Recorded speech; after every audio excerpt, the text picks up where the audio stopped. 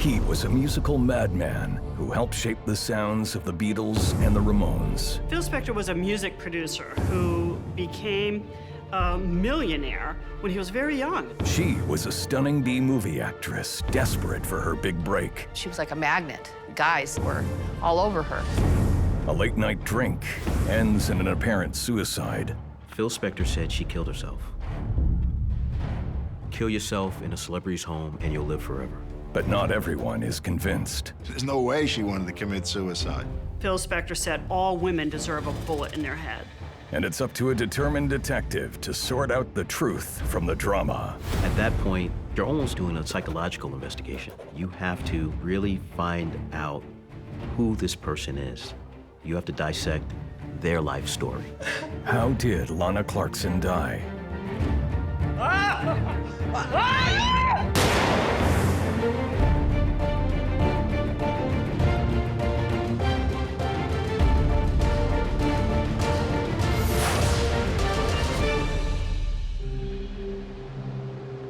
The sleepy city of Alhambra, east of Los Angeles. Police get an alarming call. All units, one shot fired, Pyrenees Castle, 1700 Grandview.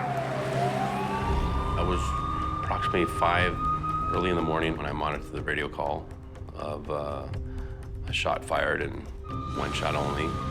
Brandon Cardella, an officer with Alhambra Police Department for 4 years, speeds to the scene of the crime that will rock Hollywood by morning.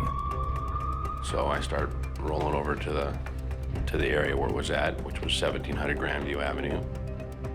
The address is the estate of millionaire record producer Phil Spector. This is a very, very large mansion. He lived in a place he called the Pyrenees Castle. It was up a hill that had 88 steps up the front. I was the first officer to arrive at the scene. I turned my lights off so that I wouldn't illuminate my approach. Cardella and the officers who join him on the call know they're walking into a volatile situation. Because we don't know what else we have in the house other than we know we have somebody shot and we know we have a shooter. This is the only information given to police by the 911 caller. Cardella and his partners could come under fire at any minute, but they have no choice. They have to get to the house. And we started our approach. I got the lucky job of carrying that 40-pound shield, and all my job is to be that barrier in case we take some kind of gunfire. Cardella expects to see weapons or bodies. Instead, a bizarre sight. I saw a male subject with long, stringy hair going back and forth by some windows. And he just appeared to be real frantic and pacing. And the door's open, and Mr. Spector was right inside the door with his hands in his pockets. Huh? What are you doing? I need to calm down. Cardella is shocked by Spector's appearance. He appeared to be this very short in stature, male adult with long, straggly hair with some gray in it, and had a really high-pitched voice. You coming down? Put your hand. Mr. Spector was just saying a lot of gibberish. I couldn't make too much of it out. And he made a statement, "Hey guys, this is just crazy. You guys gotta come in and see this." You gotta see this. Sir, take your hands out of your pocket. I immediately saw a female to the right, slouched in a chair, kind of like half in, half out. And she didn't appear to be moving. We don't think she's a threat. He's a threat still, so we deal with the threat before we deal with anything else. The officers have to rein in the incoherent Spector. We gave him orders to keep his hands out of his pocket, raise his hands. He was not listening at all. Up where I can see them. There you go. That's fine. We don't know if he's got a gun on him or not. So my partner used his M26 taser. It didn't have much effect, so I charged him with that shield. I just hit him in the front to hopefully knock him off balance. And my partners were able to subdue Mr. Spector. Keep it down, keep it down. Once Mr. Spector was subdued and detained, he was placed outside the residence. With Spector under control, Cardella goes in. I immediately went over to the female, the victim, Lana Clarkson. There was an eerie music playing, like classical type music playing throughout the whole house. And I noticed she had no really signs of trauma. And I noticed a little revolver underneath her left leg by her calf. And then I noticed there was an open drawer to a little table. As I looked in there, I saw a holster that was empty. I remember looking at the stairway and I see white pieces on the ground, and those ended up being teeth. I immediately touched her wrist. I didn't feel a pulse. I went right to her carotid. I didn't feel a pulse.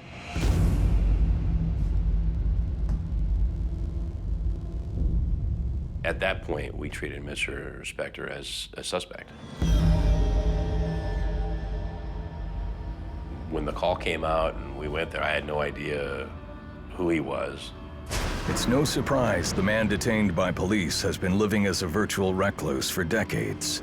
But in the world of entertainment, he's a giant. Phil Spector was a music producer who became a millionaire when he was very young, in his early 20s.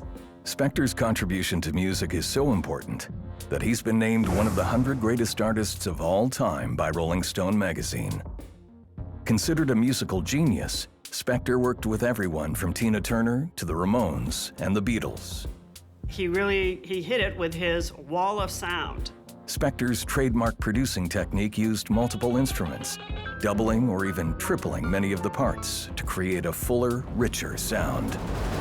At the peak of his career in the 1960s, Spector is living the high life. He was well known. He would go out, he would treat people well in terms of generosity. He was known to give huge tips.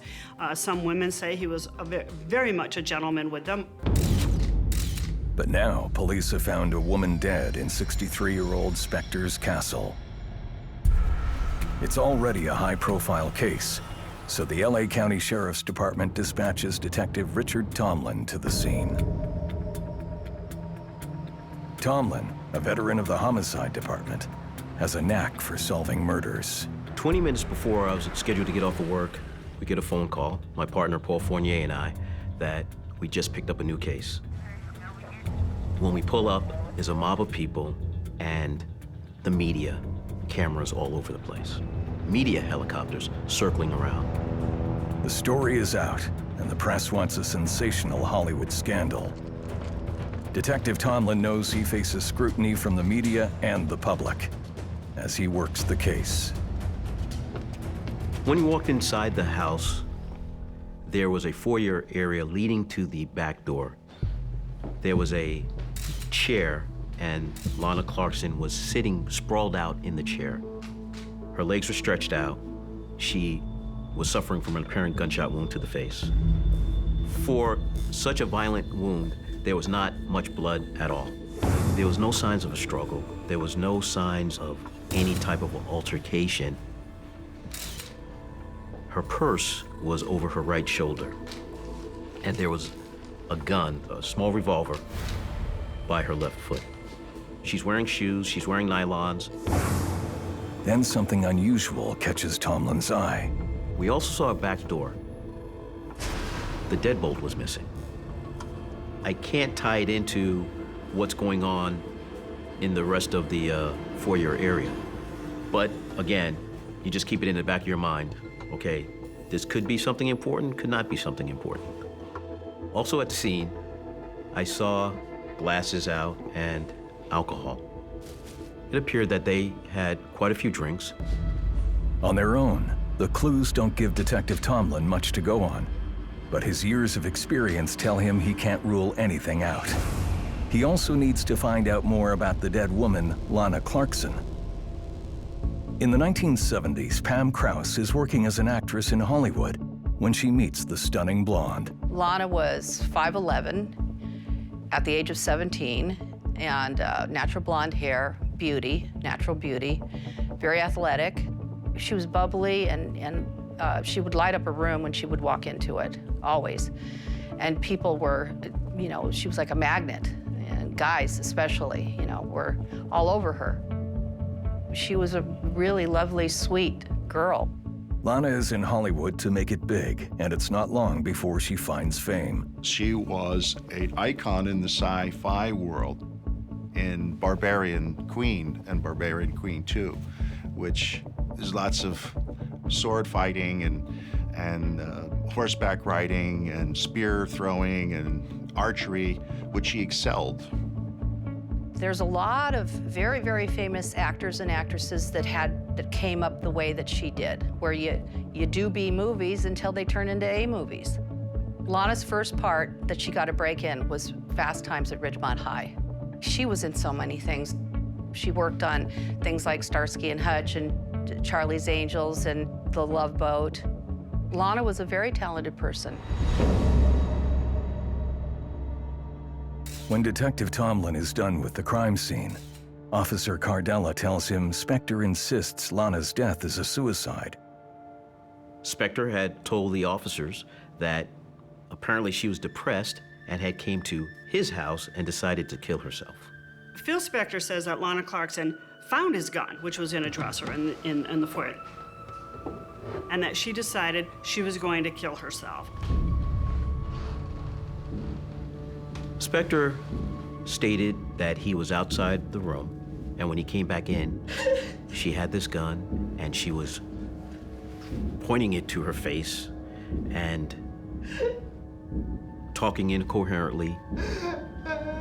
No! And she pulled the trigger.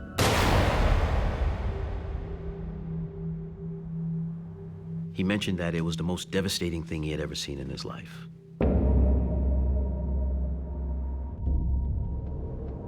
Phil Spector is now a suspect in the death of Lana Clarkson. Detective Tomlin must put the pieces of the puzzle together and decide if Spector is telling the truth or covering up for murder.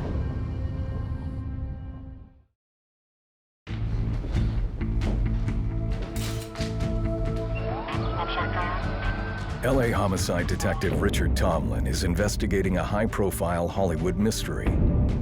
Music producer Phil Spector is considered one of the architects of rock and roll, having inspired heavyweights from the Rolling Stones to Bruce Springsteen. But now his influence is irrelevant, as a beautiful woman is found dead in his mansion. Spector tells police she committed suicide. Officers from the Alhambra Police Department were dispatched to the residence behind us regarding a call of a gunshot victim.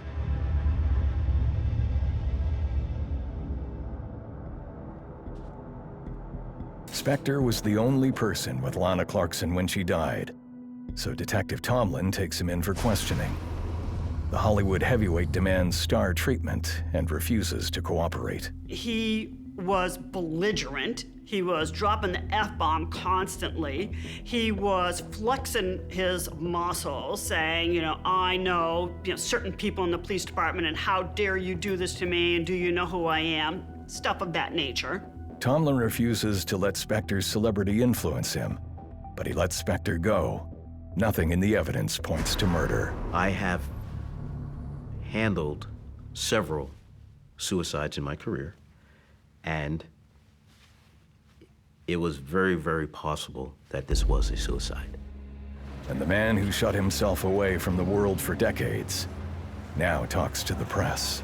He gave a few interviews, but he was very consistent with saying that Lana Clarkson killed herself. Phil Spector basically accused her of wanting to die in sort of a blaze of glory, that she never made it as a big star, so she's going to go out in a big way in the home of a famous person, so maybe she would die with some fame. Kill yourself in a celebrity's home and you'll live forever.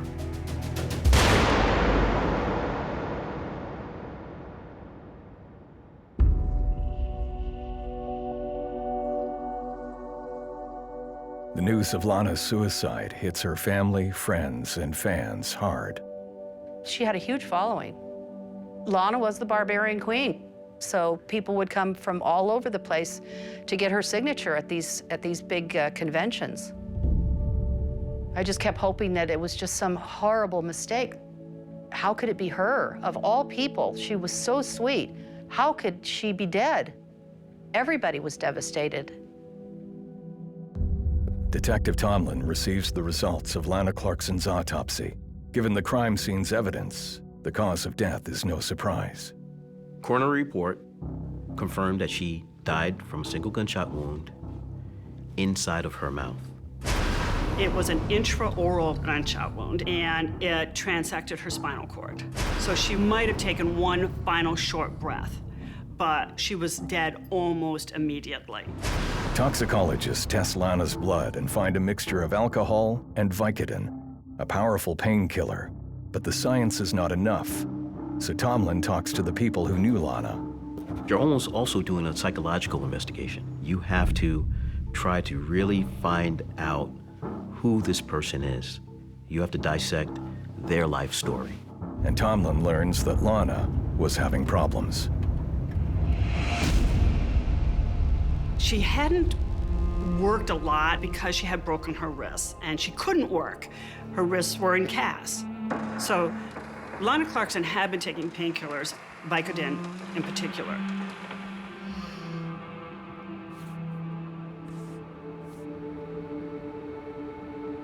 Anytime that you stall your career like that, it's like starting over. Lana is also an actress who is 40. Age is a factor for everybody in the movie industry. It got harder and harder for Lana to get the roles that she wanted because of her age. Okay. Yeah, well, maybe next time, right? And Lana's friend and manager tells Tomlin it was all becoming too much for the actress. There was a young lady by the name of Pumpkin Pie who claimed she was Lana's best friend. She said that Lana was depressed, that the Hollywood scene had worn her out. She said, "This is it, I'm done, I don't want to do this anymore, I'm throwing in the towel," things to that effect. Which, when you hear them, sounds like this is a woman who's ready to kill herself. What Detective Tomlin is told by those who knew Lana backs up Spector's account of what happened at his mansion. And so, Spector said that the combination of drugs and alcohol made her do something that was erratic. When people are depressed, alcohol will depress you. And if she's already depressed, again, plausible that she possibly killed herself. But to Detective Tomlin, something is off. What bothered me is that most people that kill themselves do it in privacy, in private. Lana had a website, as many actors and actresses do. Tomlin goes through it looking for clues in Lana's words. What he finds surprises him. There was nothing negative. Things were looking up for her. She had all these different items on her website, something to the effect, "This is my year." She wasn't suicidal. She was excited. She was enthusiastic. Yes, absolutely. She thought that this was a new chapter in her life. Really? They like that. Good. You know what? This is Lana Clarkson. There's no way she wanted to commit suicide. And there's a chilling crime scene detail Detective Tomlin can't dismiss. Attractive blondes in the movie industry, if they want to die, they die with pills, okay? They don't ever harm their beautiful face. Never. It wouldn't happen. My focus started shifting away from the suicide. And yet Spector claims he watched Lana put a gun in her mouth and pull the trigger. But Detective Tomlin finds alarming new evidence that could lead him to the killer.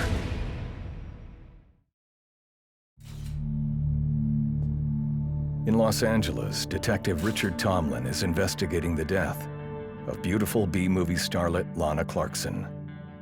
Her body's been found in the home of music producer Phil Spector, famous for his work with the Righteous Brothers and the Ramones. Spector tells police he watched Lana kill herself.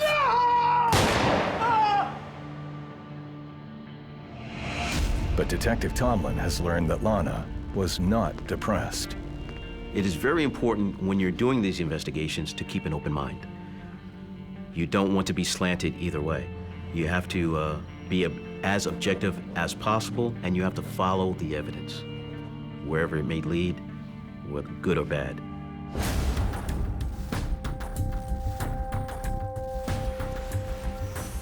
Tomlin's investigation now takes him to the House of Blues, the Hollywood hotspot owned by Ghostbusters actor Dan Aykroyd. Lana had just started working there. I immediately went over there, interviewed the manager, her co-workers. This job was a dream job from the House of Blues. And to take over for the maitre d', the host of the private Foundation Room Club, which is for celebrities and VIPs. She took the job at the House of Blues to meet producers, to further her career. And so she decided to try to schmooze. It was an opportunity. She was happy to be networking again. And when she met Phil Spector, I suspect she thought maybe this is a man, an A-lister in Hollywood, who could do something for her career. Phil Spector shows up close to closing time at House of Blues. Now, Lana Clarkson doesn't know who he is. When he walked up and requested his seat, Miss Clarkson, Lana told him, "You're not allowed to go in there." Phil Spector always wore wigs, and he was wearing one that night. Lana mistakenly thought he was a woman. Spector. And then she learns his name is Spector and refers to him as Miss Spector, and he goes, "It's Mr. Spector." The manager quickly whispered to Lana that, hey, Phil Spector is gold. You need to find him a seat. At that point, Lana escorted him over and now began to try to smooth out the situation. She fawned all over him afterwards and made sure that he was taken care of in the no more than 30 minutes that Spector was at House of Blues. Tomlin learns that Lana met Spector outside the club after her shift. He asks the manager for the surveillance footage. And while he waits for the footage, Tomlin does another walkthrough of Spector's home to make sure nothing's been overlooked.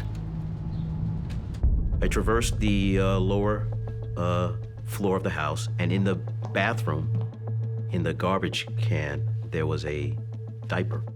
A diaper is a soft cloth gun owners use to clean their weapons. It's the break Tomlin's been looking for. We pulled out that diaper, and inside was blood, which was totally out of place. There was also blood in the toilet, and it appeared as if someone was trying to clean up that area.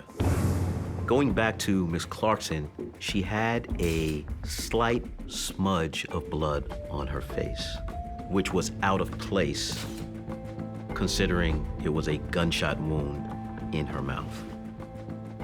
It was as if she or someone had wiped her face.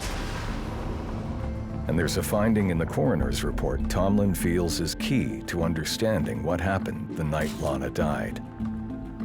The evidence shows that there was some sexual contact. I mean, his DNA is on one of her breasts, and there was a mixture of their DNA on a glass, which indicates they probably had kissed. And maybe she didn't want to go any further. Tomlin wonders if Lana rejected Phil Spector's sexual advances, could he have killed her in a rage? It seems far-fetched, but Tomlin looks for evidence to tie Spector to the gun. A lot of times, you're able to get fingerprints or DNA off of a gun, which would tell you who the killer is. The gun had Lana Clarkson's DNA on it. Not surprising because the gun was inside her mouth because her front teeth were blown out of her mouth. So there was dental matter on the gun as well as DNA. To Detective Tomlin's surprise, there are no fingerprints on the gun. You would expect that whoever fired it, their fingerprints would be on it. And to Tomlin, there's more evidence that something is very wrong. There was evidence of blood smearing, and it was caught inside of some of the crevices. There was clear evidence that the gun had been wiped. Lana Clarkson was right-handed. The gun was found underneath her left foot. It was in a position that made it hard to imagine how it got there if she had indeed killed herself. Tomlin's mind also keeps going back to the mental image of Lana in that foyer. And one thing that stands out to him that screams homicide. If Lana Clarkson was going to kill herself, why would she have her purse draped over her right shoulder? Sitting 5 feet from the door with a purse on her shoulder indicates this woman was ready to leave. She's not killing herself with a purse on her shoulder at 5 o'clock in the morning. It just defies logic. Tomlin's gut tells him he's on the right track, and then he gets a call. The House of Blues security footage has arrived. When Tomlin watches the footage, he sees Lana climbing into Spector's limousine at around 2:30 a.m. Mr. Spector went out to his car and waited. Lana Clarkson came out, and then Mr. Spector invited Lana to his house. But Tomlin notices something suspicious. That evening that he was out and at the House of Blues, Phil Spector was wearing black pants, a black shirt, and an off-white jacket that came down almost to his knees. Tomlin thinks back. Spector is not wearing anything white when police were called to his castle. Officer Cardella, who is first on the scene, agrees with him. What I remember Mr. Spector wearing was all black. A black shirt, black pants. Tomlin heads back to Spector's castle to renew the search for evidence. Now he knows what he's looking for. I searched for that jacket.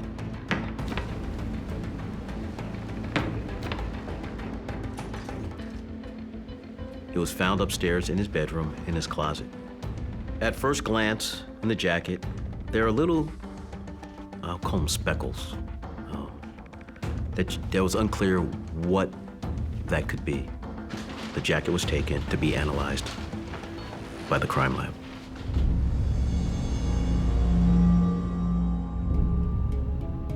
The more Tomlin thinks about the case, the more certain he becomes. Lana's death is not a suicide. There was no way that she did this to herself. For Detective Tomlin, there can only be one explanation. There's only 2 people in the room. One person is dead. There can only be one answer, that Phil Spector killed Lana Clarkson. This leaves Tomlin with a baffling question. Why is Phil Spector killing a woman that he just met?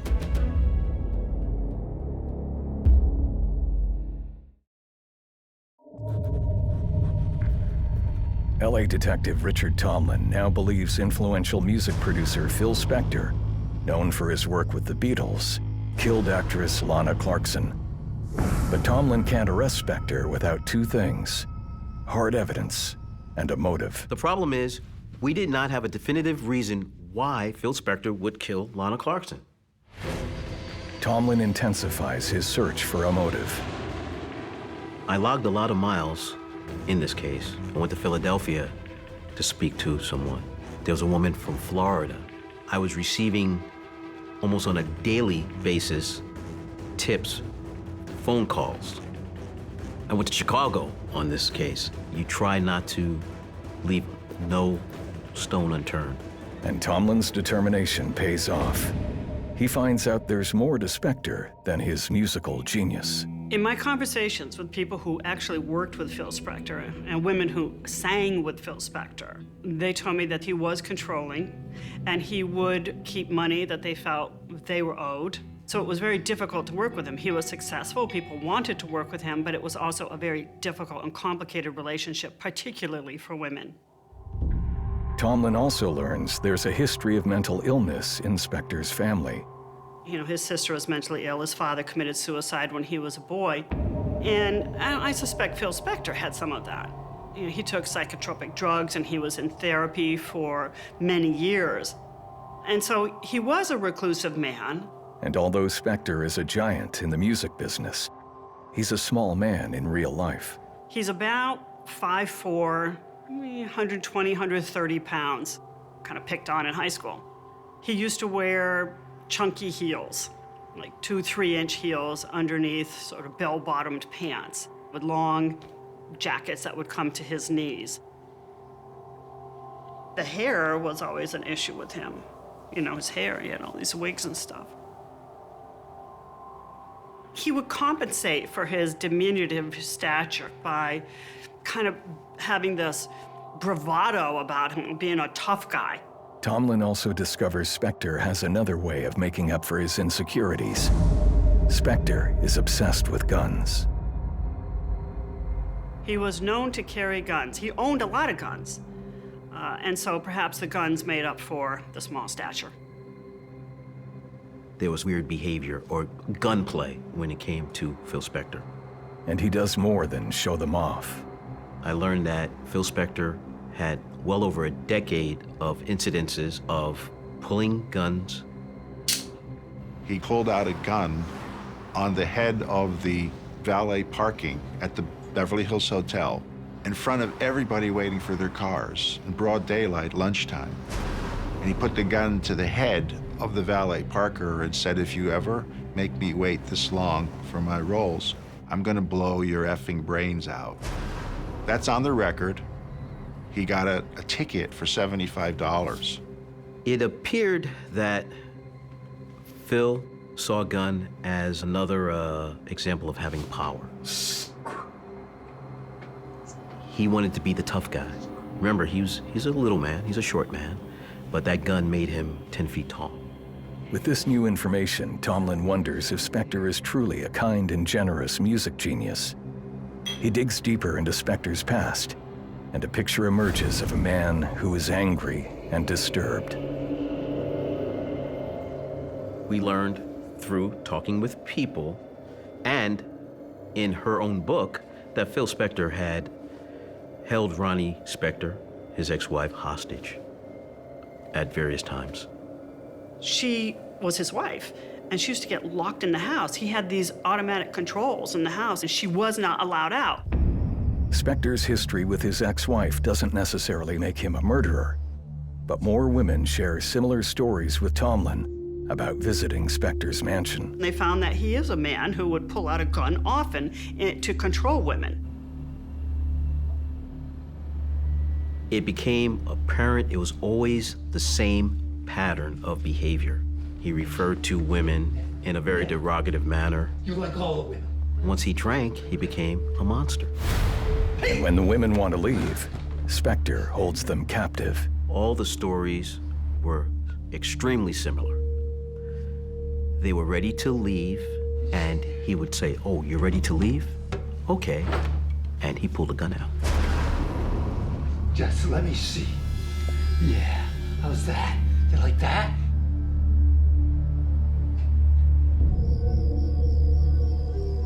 It was about power. He needed total control.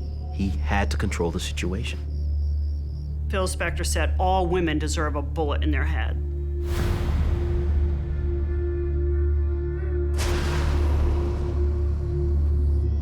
And even though he's still waiting for the results on the last of the forensic evidence, Tomlin sees how it all adds up.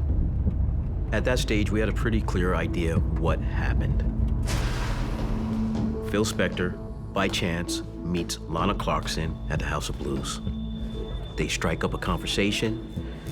They exchange pleasantries, at some point, a little flirtatious. As Lana leaves work, she finds Spector waiting for her. Spector invited Lana Clarkson home to his house. She didn't want to go. She kept saying, no, I really need to go home after my shift. I'm really tired. And he said, come on, Lana, just come over to my house for half an hour, and then I'll have my guy, my driver, bring you home. Lana makes the decision that she's going to go over his house, the Pyrenees Castle. That was the worst thing that she could have ever done, you know, and the last mistake that she made. Now Lana finds herself alone with Phil Spector in his castle. Once there, appears that they have a few drinks, they are having a good time, but at some point, something terribly went wrong. She may have said, I said I was only coming for a drink. It's been an hour and a half, 2 hours. I really want to leave. No, you're not. She may have said, I'm not having sex with you. I would just want to go home. And he didn't like the fact that she didn't want to have sex with him. What do you mean? I'm so tired. What do you mean? And then the familiar pattern repeats itself. Now she's tired. She's ready to go home. You sit down. It's 5 in the morning. She just worked a long shift. And Phil Spector is not having it. Sit down.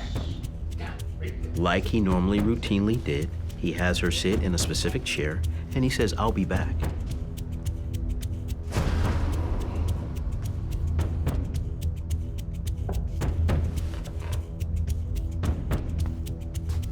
He had a reversible deadbolt, which he would take the deadbolt out of the door and leave and take it with him. Lana was locked in. Probably what happened is that she's waiting for him. He may have gone upstairs. I believe she was waiting for quite a long time, and that maybe, who knows, maybe she was sleeping when he decided to grab that gun out of that drawer, pull it out,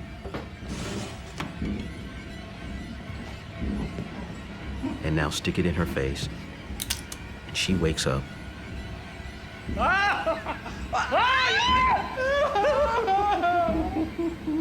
Look at you. And we'll never know why he pulls that trigger.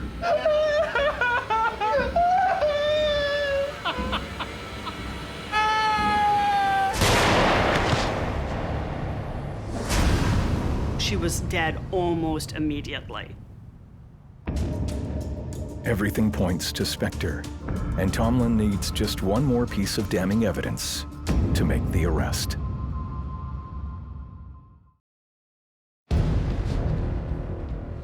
Detective Richard Tomlin is now convinced that 63-year-old music producer Phil Spector, famous for his work with John Lennon and Tina Turner, has shot and killed 40-year-old actress Lana Clarkson. But to disprove Spector's claim of suicide, Tomlin needs a strong piece of evidence. You have to be right. You have to be 100% sure. The blood evidence tells Tomlin he's on the right track. When the lab results came in, the blood that was found in the bathroom was Lana Clarkson's blood.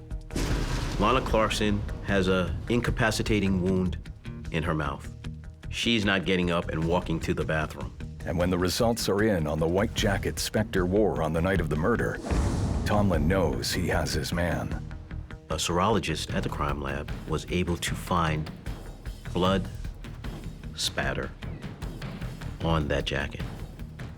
That blood was from Lana Clarkson. So not only was Lana Clarkson's blood found on the left side of the white jacket, but her blood was in his left hand pocket, which means it was on his hands, and he put his hands in his pocket. Phil Spector said as he was entering, Lana Clarkson was sitting in a chair across the room when she killed herself. How then did he get blood spatter on his jacket if he was so far away? Phil Spector had to be standing basically in front of her. Phil Spector shot her.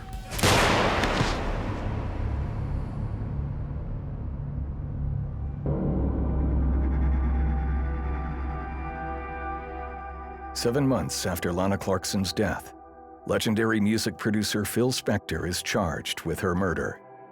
The entertainment world is shocked that Spector is accused of such a crime, but some Hollywood insiders believe it was a long time coming.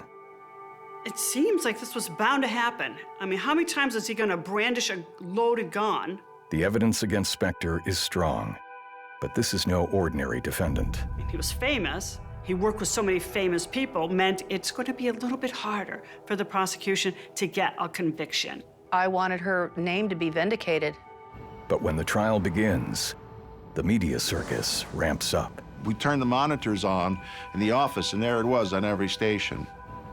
All eyes are on this investigation. All eyes are on this case.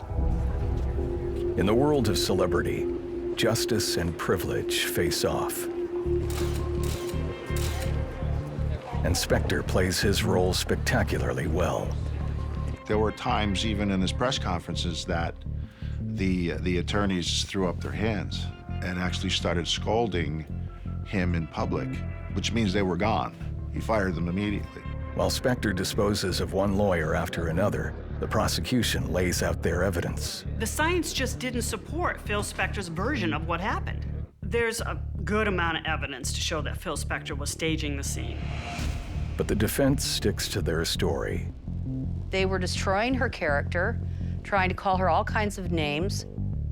The defense painted Lana as a very frustrated, very depressed former actress who was never going to get another part in a movie, and that she knew it.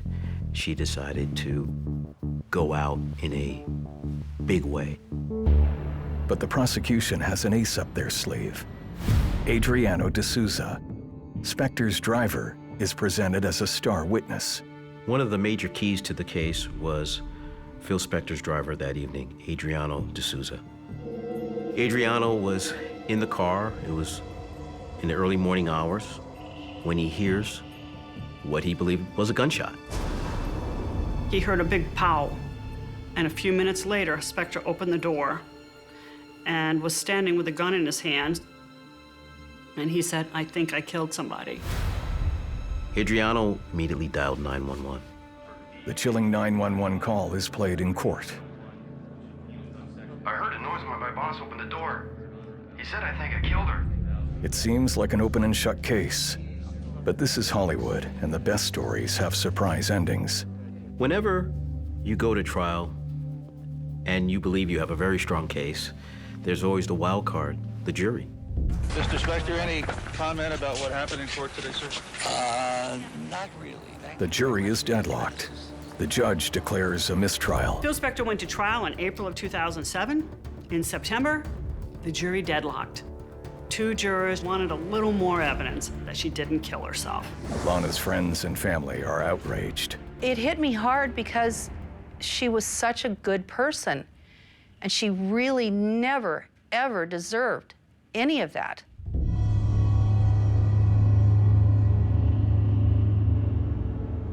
The second trial begins a year after the first one. It was like a nightmare that was starting all over again.